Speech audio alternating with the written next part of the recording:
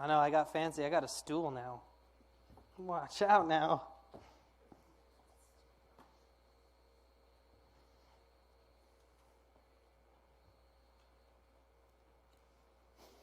So we're going to be talking about today putting your actions on trial. It's going to be exciting. I'm excited about this passage. I love this passage. We're going to be in 1 Peter chapters 2, 11 through 17. So I hope you have your Bibles. Let's open up to our Bibles, 1 Peter. I want to give you a hint. It's at the end. It's before 2 Peter. Helping you out there. It's after Matthew. Helping you out there. But I do have it on the screen for the ones that didn't bring their Bibles. But like I always do is I write it tiny so that way I encourage you to bring your Bible or get your eyes checked, one of the two. But we'll see what comes first. So let's go ahead and let's stand. We'll read God's word and then we'll just dive into this because it's exciting. And it says, "Dear friends, I urge you as strangers and exiles to abstain from sinful desires that wage war against the soul. Conduct yourselves honorably among the Gentiles, so that when they slander you as evildoers, they will observe your good works and will glorify God on the day He visits. Submit to every human authority because of the Lord, whether to the emperor as the supreme authority or to the governors as those who sent out by him, to punish those who do what is evil and to praise those who do what is good. For it is God's will that you silence the ignorance of foolish people by doing good. Submit as free people, not using your freedom as a cover-up for evil, but as God's slaves. Honor everyone. Love the brothers and sisters. Fear God. Honor the emperor." Let's pray here. Father God, Lord, we love you and you're just amazing. We can't say that enough. We could spend all day saying it and it's still not even close to what it is. But Lord, as we just dive into your word, God, I pray that it just really just opens our hearts. It really just shows us, as we look at the actions of our lives and we put it on trial against what it says. I pray your word speaks to us now. In Jesus' name, amen. You guys can be seated here. We're excited. So today we're going to be talking about our actions on trial. It's going to be interesting. Right? Because the things we do, the things that we're about to do, and how it's so important. See, this passage is crazy because this is one of my favorite passages because it tells us to do two things that we as normal people don't like doing. It's exciting, right? But when we get down to it and we actually focus on it and we read this, first off, when you read who's writing it and then you read what he says, we're going to get into it, but it's pretty interesting because we'll talk about it. I'll show you. I'm just too excited to tell you guys. That's why I was so excited when I wrote this, right? Here. But when you actually read it, it's actually like a secret code to beat everyday life. A secret code to not have any issues in life. And I know you're like, that's crazy. No, it's not. Yes, it is. It's the two things he tells us to do. Guarantee you, if you do these two things and you do them well and you succeed in it, you will not work. Will you have sin? Oh, yeah, you will, because that's who we are. We just sin. But you won't need to struggle. There will no be, where's God in my life? What is God doing? Because you understand it because of these two things he tells us. And so it's weird. But one of the things you have to think about when you're doing this, I want you to really think about this question here. When I thought about it, it's really weird when you sit down and actually think about it. It's one thing to say, someone asks you, my wife asks me all the time, "What are you doing?" "I'm playing a video game." Cool, right? That's an easy answer. But when you actually sit down and think about it, what are you doing? Well, no, I'm not playing a video game. I'm actually using math and all this other stuff. Just looks like I'm playing a video game, right? When you actually think about it. But see, that's not the question. It's not the "what are you doing" question. The question that really comes into it, why do you do what you do? Really think about that. Why do you do what you do? Even the little things. It could be here at church. It could be at work, right? People like got jobs. Why do you do it? What's the point? Why do you do what you do? Every day the routines. It could be even the littlest things like brushing your teeth. Why? Why do you do it? You ever thought, why do I brush my teeth? Other than the answer of plaque. And I'm trying to get some of them ladies, so I don't want my breath to stink. I got you, boys. Yeah, I'm with you. Here, yeah. Hey, I don't know why you're laughing. The girls do the same thing for the boys. Here, but the answer to the question is it really for joy? Think about it. Wow, that's loud. Is it for joy? Do you do it because you're bored? That's my favorite when I hear, I'm bored. No, you're not. You're not bored. You just want me to give you something to do. Or do you do it and not think about doing it? Do you ever do something without thinking about doing it? And then you're like, what am I doing? Right? The real question is, what is the reason that we do what we do? And see, to really understand this, and to understand this in a Christian aspect, because we can give every answer under the sun, why do we do what we do? And you can literally, I could ask anybody, why do you go to school? Why do you go to work? Why do you do anything? And you'll probably be able to give me a list of 1,000 different things as to why you do it. And even if you give me a list, and I'm like, well, why do you do this? You'll give me another reason. You'll give me another reason. You probably give me a list, right? But the real question, to really answer this question is, what do we do what we do, and why do we do it as Christians? Oh, sorry, I hate that word. Sorry. It's a whole different sermon for a different day, but I don't like that word. As followers of Christ, why do we do what we do? And see, to really break this down, that's where we come into our passage here, because our passage is our favorite thing. Because the passage, Peter writes in is here for us to explain why should we do what we do as Christians. Why should we do it? And it's more than just the fact of Jesus died for you and Jesus did it, so you do it. That's what I love about why he writes this, the way he writes it, is because he's not just, well, Christ did it, so do it. Right? Don't you hate that answer?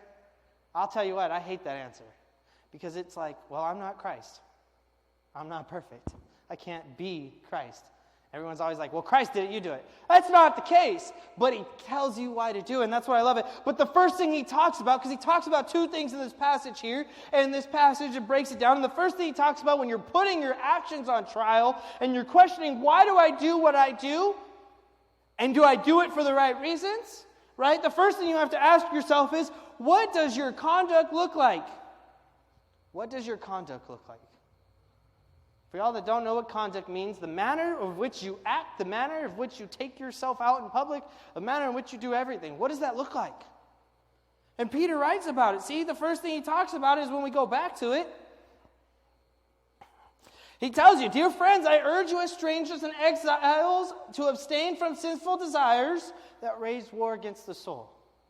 That's it. What are we supposed to look like when we talk about our conduct? What is it? Peter says, I urge you. Abstain from sinful desires. Why? Because they wage war against your soul. That's pretty self-explanatory. All right, sermon done. Let's go home, right? That's not it, because he continues on. And he says, conduct yourselves honorably among the Gentiles, so that when they slander you as evildoers, they will observe your good works and will glorify God on the day he visits. And see, that's the part that's where we really get into that stuff. Stuff, exciting, right? Because here's my favorite part. Conduct yourselves honorably among the Gentiles. And see, this is where we get into that. I was telling you that it's my favorite thing because of who wrote this passage. Because here's what he's saying. When you do what you do as a Christian, and you abstain from your sinful desires because it wages war against the soul, don't just do it just to do it. Do it because when the Gentiles are watching you, and they call you evil, and they spit on you, or they do whatever they're going to do, your works still prove good in front of God. On the day, it will glorify him the day he visits. And see, this is one of my favorite things. For one thing, before we even get into the stuff about it, is look who's writing this passage. It's Peter, telling us to be honorable in front of the Gentiles. The one who had to be corrected by Paul for acting one way towards Gentiles when Jews were around. The one who, in front of Jesus, cut some dude's ear off. How exciting, right? Isn't it exciting when you see something go full circle? You get to see Peter here. You're a rock, and you just see Peter constantly like mess up. And then it comes full circle where you finally understand why he messed up, because he comes into something like this and he tells you simple, conduct yourselves among the Gentiles, because one day they're going to call you as evildoers. Now understand, a Gentile is anybody that's not Jewish. We are all Gentiles. But how does this translate to us if we are all Gentiles? Anybody that doesn't know Christ, You conduct yourself in a way that sin does not show. Why? Because one day, they're going to call you evildoers.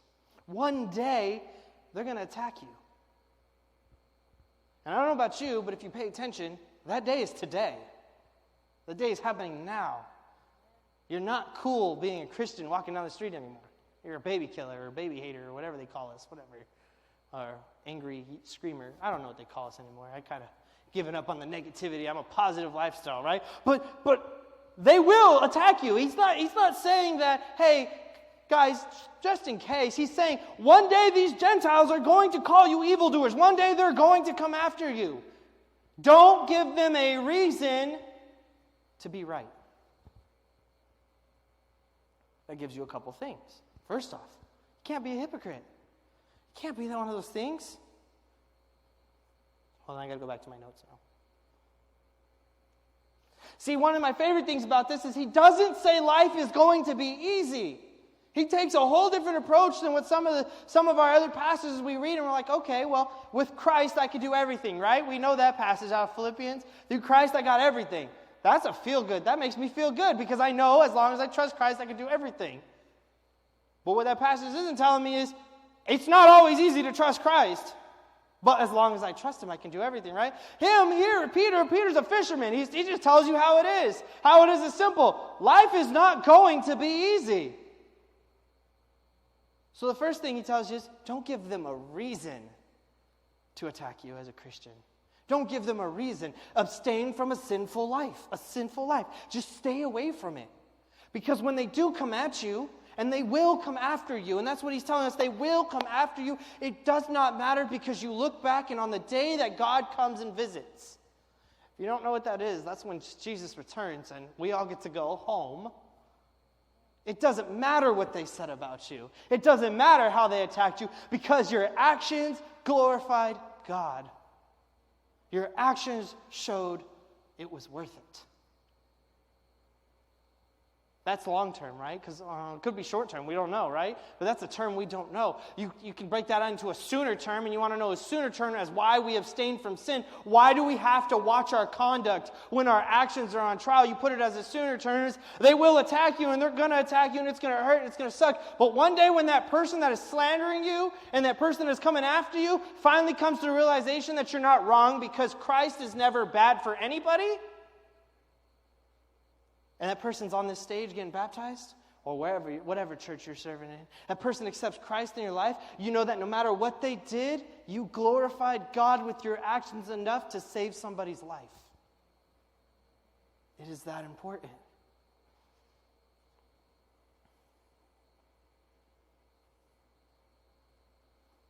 You want to break it down in English, what does it mean? It means hold yourself to a higher standard, not because the world tells you to, not because your parents tell you to. Hold yourself to a higher standard because you know you're there. Meaning, you have a Savior that died for you. He took himself from his high pedestal to a servant pedestal for you, putting you at a higher standard. When you accepted Christ and you took his death and you let his resurrection and you confessed and you believed it and you asked him into your life, you have now put yourself as a higher standard because you understand what it means for God's Son to step down to a lowly servant. And you understand that the fact that he didn't just do it for you, he did it for everybody. And so because of that, you're going to show him that you earn it. You earn something that's free. Why?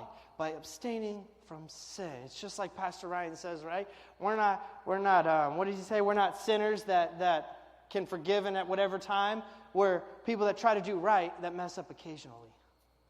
Same thing. That's the standard Peter's telling us to be here. He's telling us, hold yourself to a higher standard because no matter what they say about you, you are still better because in the end of the day, your actions will glorify God. No matter what. What's the passage say? If the people stop praising me, the rocks will cry out for me. Your actions will glorify him even if nobody else will.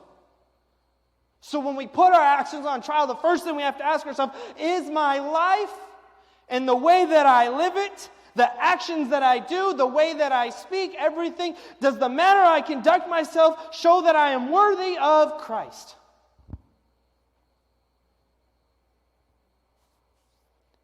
Does it show that no matter what people say about you, does it show that no matter what people think about you, or how much Satan tries to invade your life, does it show that you're God's? And I'm not saying you have to be perfect, because that's not what it's saying. Let's be honest, it's Peter. He's not the one that could say, you better be perfect. He's the last person that could say, you better be perfect. I like to talk about it because, to me, he's the first one that doubted. Everyone's like, Thomas is the doubter. Peter doubted him and started walking on water because of it. If you're really God, you tell me to come out of that boat. Doesn't that sound like a doubt to me? Because when I read it, that's a doubt. He's the last person to tell us that we have to be perfect. And that's not what he says. But what he says is, hold yourself to the higher standard, because when you hold yourself to the higher standard, it doesn't matter whether you lose your life or you gain the whole world. What matters is God is glorified on the day. Every day.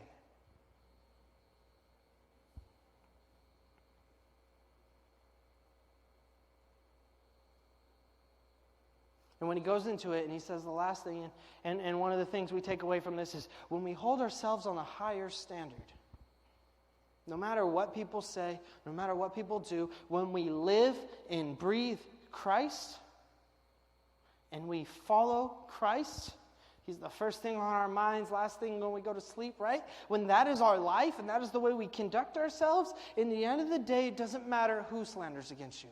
Because in the end of the day, two things are going to happen. Christ is going to return and say, I love you, child. You did your best. Let's go.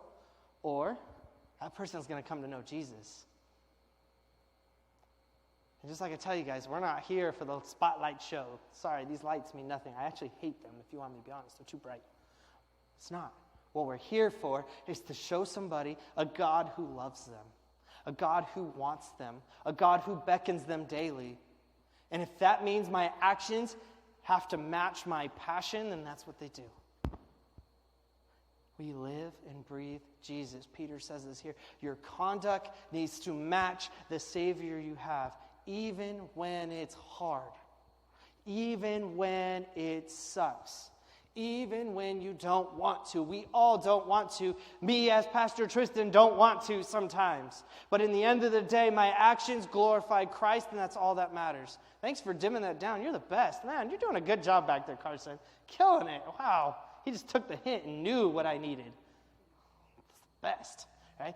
But even then, God is glorified. And the next thing that he tells us to do, see, that's the first thing that's really weird, because we always hear that thing and we're always like, wow, that's weird. But it's really weird when you read it, when it's like, hey, guess what? It doesn't matter that you're going to suffer, because in the end of the day, Christ is going to win.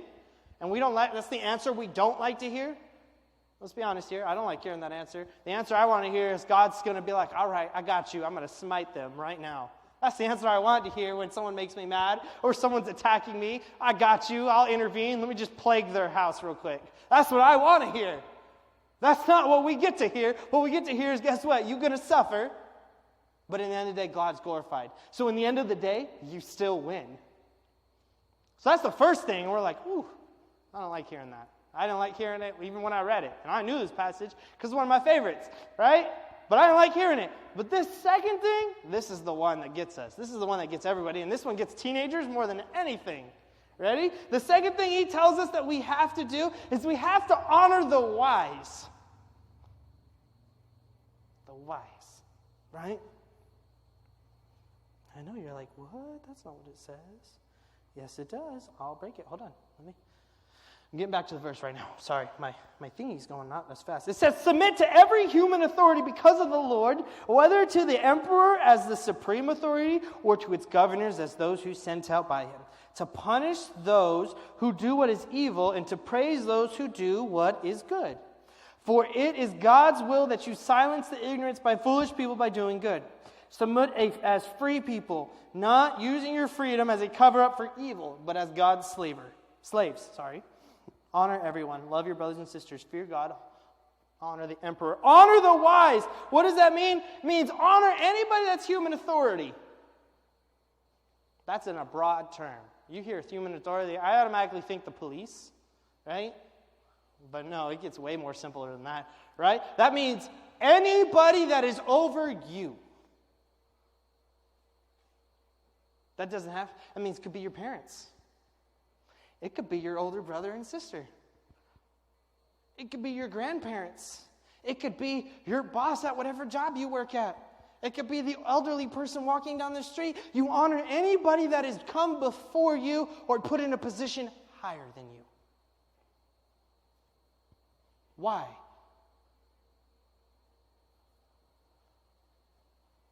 Because it says here, hold on. For some reason it cuts off my words. I don't know why.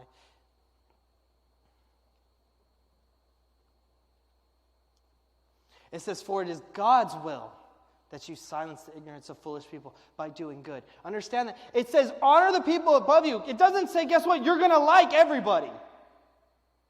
Because guess what? There's some people in our lives we don't like.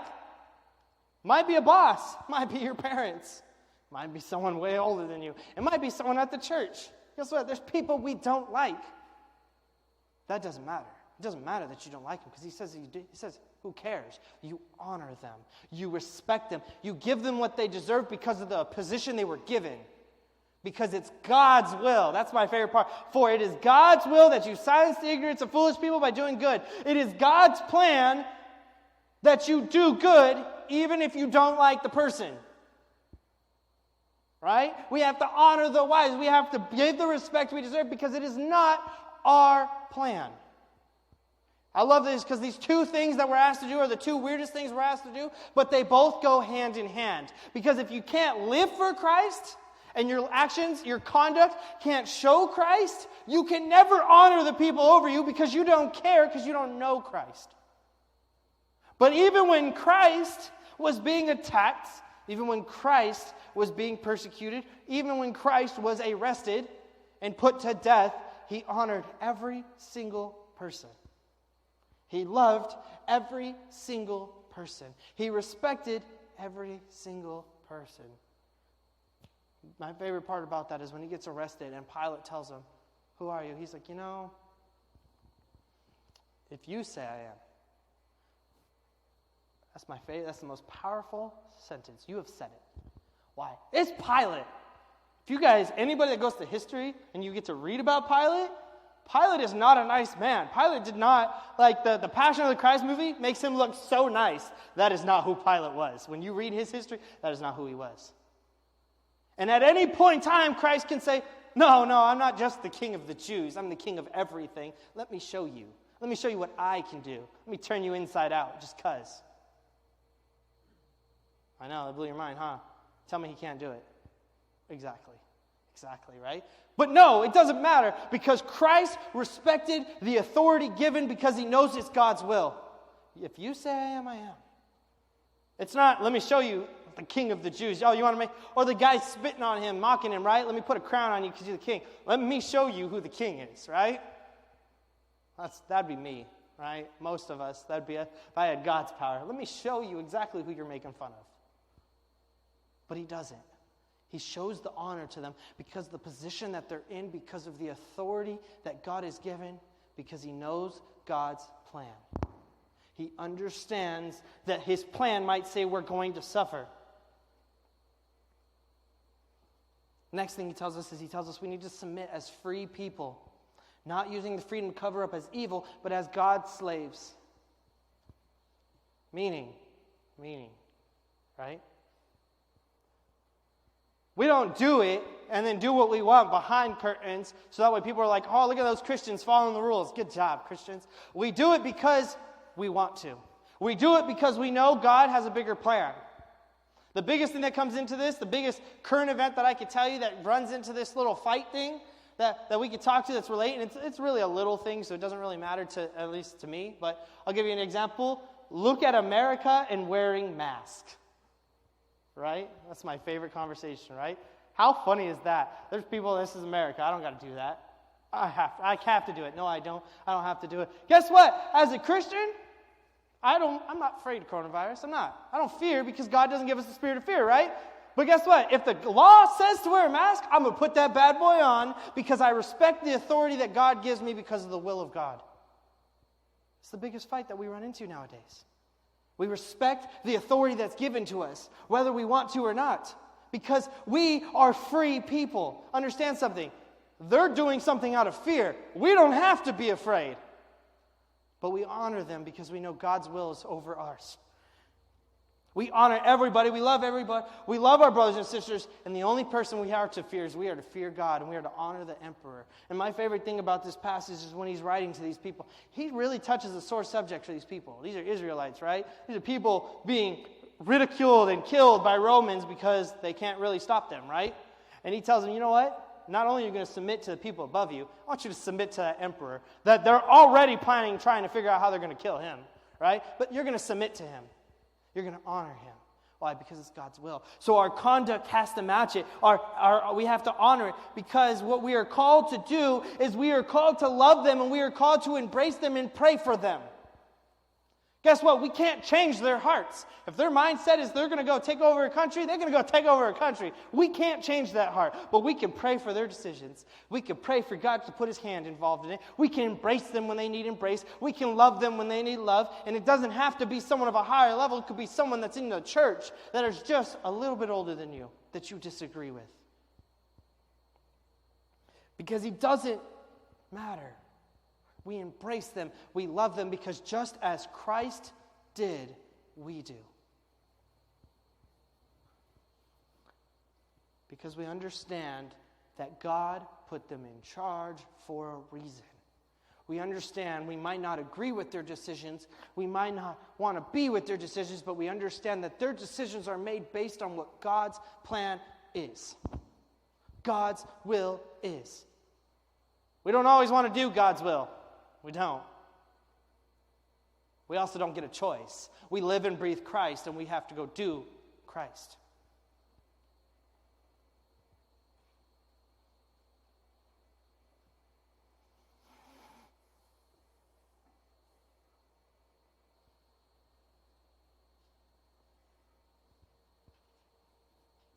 What does this mean for us? What it means for us is we are called, even if we disagree with them, parents, friends, families, people appointed over us, we are called to embrace them and show the love of Christ, even if the person does not deserve it. And that's where the hard one comes in.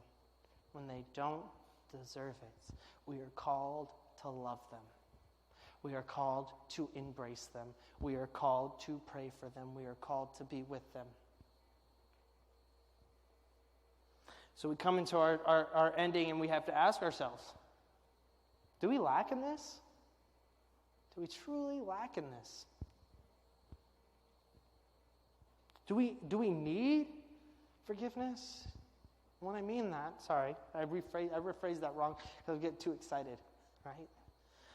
What I mean is, do your actions show Christ?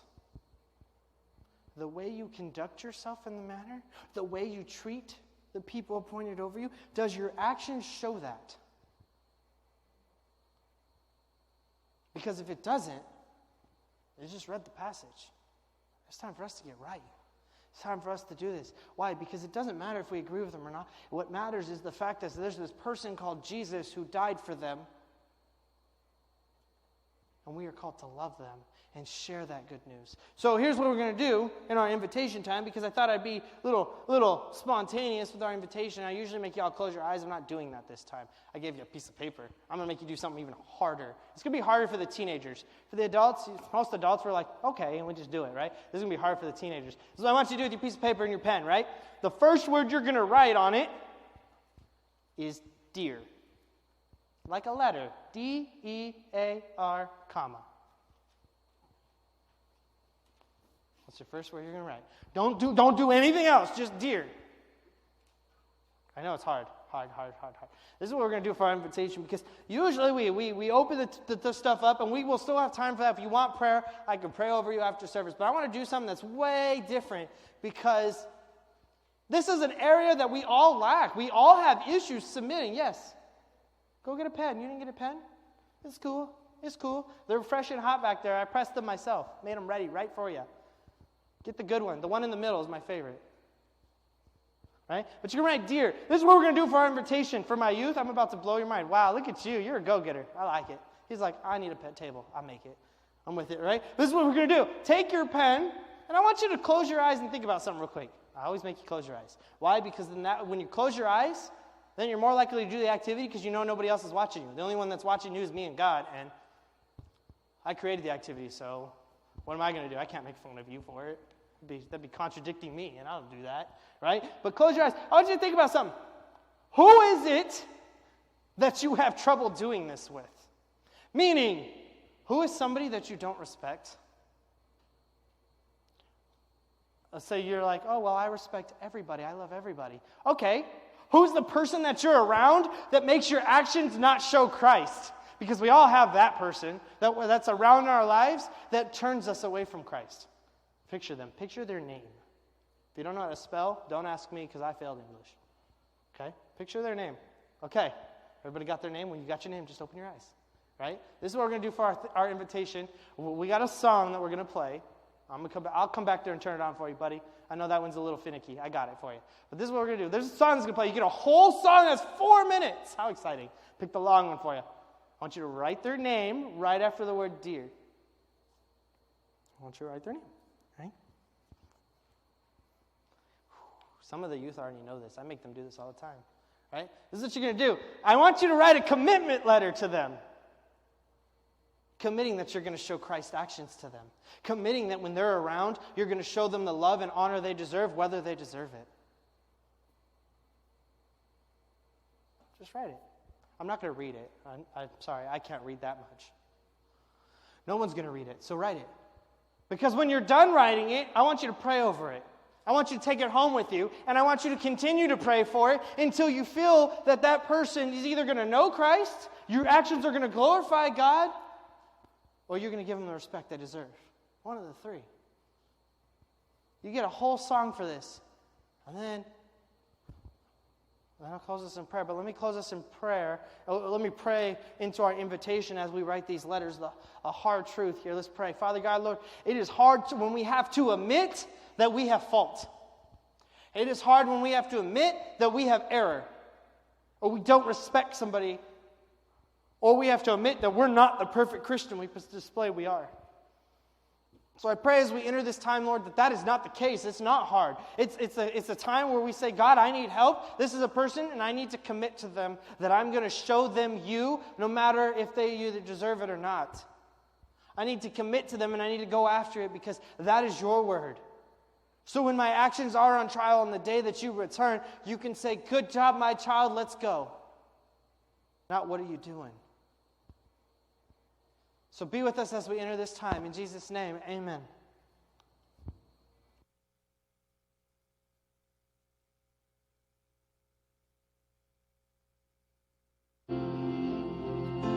Come to me, you who are weak.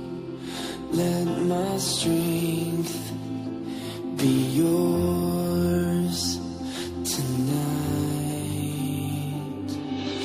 Come and rest. Let my love be your bed. Let my heart be yours tonight.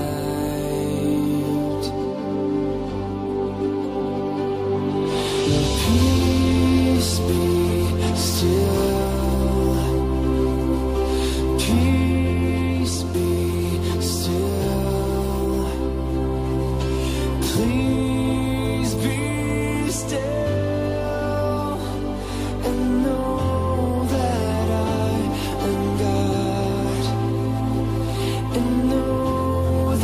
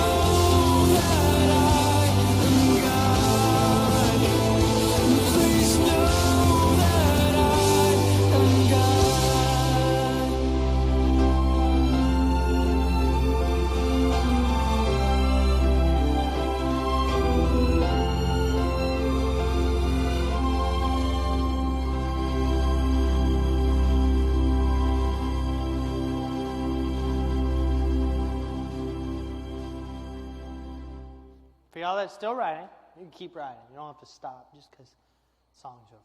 Keep going. I'll sit here until the last person's done. I'm going to close us in prayer for the ones that are done so we can get out of here because it is starting to rain. So, Laughlin's version of rain. We'll take it, but when it starts to rain here, people can't drive. So I want us all to get home safely, so I'll close this in prayer. But we are so glad that you could join us. We're so excited for next week. I'm excited for the worship week. I'm really excited. It's going to be a good time. Anytime we get to worship God is a good time. I'm going to close this in prayer, and we'll leave. Let's pray. Father God, you're amazing, and we love you. I know, I always say that. But it's because that's how great you are. That's how fantastic you are. Because you're the God who saves and you're a God who gives. You give us so much than we deserve it. Lord, I pray as we leave here that we just take our actions and we match the passion that we have for you. That means we live and we breathe you. And then we go out into the world and show the light of Christ to one person this week. Be with us as we leave. Keep us safe and bring us back here so we can worship you and praise you for being as amazing as you are. In Jesus' name, amen.